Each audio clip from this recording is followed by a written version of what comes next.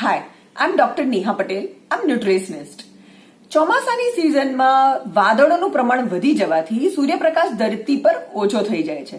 આના કારણે બેક્ટેરિયા અને ફંગલનું પ્રમાણ વધી જાય છે અને આ બેક્ટેરિયા અને ફંગલ જો આપણે સાર સંભાળ ન લઈએ શરીરની તો એ હવા, પાણી અને ખોરાક દ્વારા આપણા શરીરમાં પ્રવેશીને અનેક પ્રકારના નુકસાન કરે છે.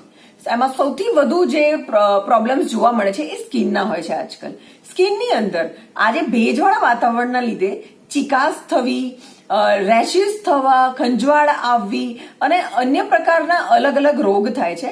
એમાં ટીનિયા નામનો રોગ જે સૌથી વધુ જોવા મળે છે. હવે જો આ પ્રકારના રોગ થાય તો તમારે ચોક્કસપણે ડોક્ટરની મુલાકાત લેવી જોઈએ અને એન્ટીબાયોટિક્સ અને અમુક ટાઈપના પાવડર્સથી તમે એને રિકવરી કરી શકો છો.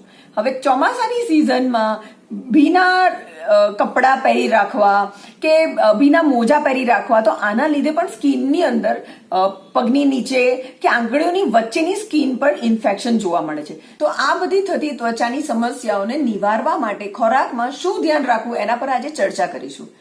નંબર 1 પર વાત કરીશું વિટામિન સી. વિટામિન સી એ આપણી બોડીની રોગ પ્રતિકારક શક્તિ વધારે છે અને ત્વચાના નવા સેલ્સ જનરેટ કરવામાં હેલ્પ કરે છે. તો અત્યારે તમે પુષ્કળ પ્રમાણમાં લીંબુનો રસ, નારંગી, કેપ્સિકમ અને અન્ય આવી રીતે વિટામિન સી યુક્ત પદાર્થોનું સેવન કરશો તો ચોક્કસપણે આ બધા જે સેલ્સ ડિગ્રેડ થયેલા છે એ બધા રીજનરેટ થઈ શકે છે. નંબર 2 પર વાત કરીશું તો હાઇડ્રેશન. અત્યારે બોડીમાં પુષ્કળ પ્રમાણમાં પાણી અને ફ્લુઇડની જરૂર હોય છે. આના લીધે જે તમારી ચામડી જે નરમ થઈ જાય છે, કટ થાય છે કે ડ્રાયનેસ થાય છે એનાથી નિવારણ લાવી શકાય છે.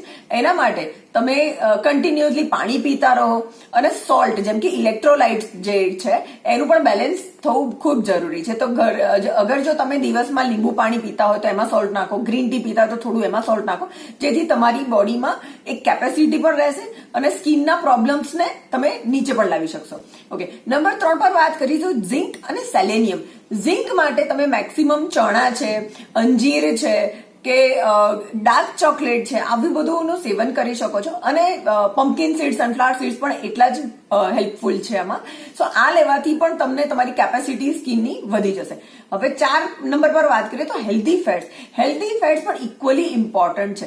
ઘણા લોકો ડાયટિંગના ચક્કરમાં હેલ્ધી ફેટ્સ ભૂલી જાય છે ખાવાના, જેથી સ્કિનના ઘણા બધા ઇસ્યુઝ થાય છે. તો સ્કિનની ઓઇલિંગ કેપેસિટી વધારવી હોય તો એમાં ફેટી પદાર્થો જેમ કે અખરોટ છે, નટ બટર્સ છે, પીનટ્સ છે અને તલનું તેલ, આ બધાનો જો ઉપયોગ કરવામાં આવે તો તમારી સ્કિનની સંભાળ લેવાની કોઈ જરૂર પડશે નહીં.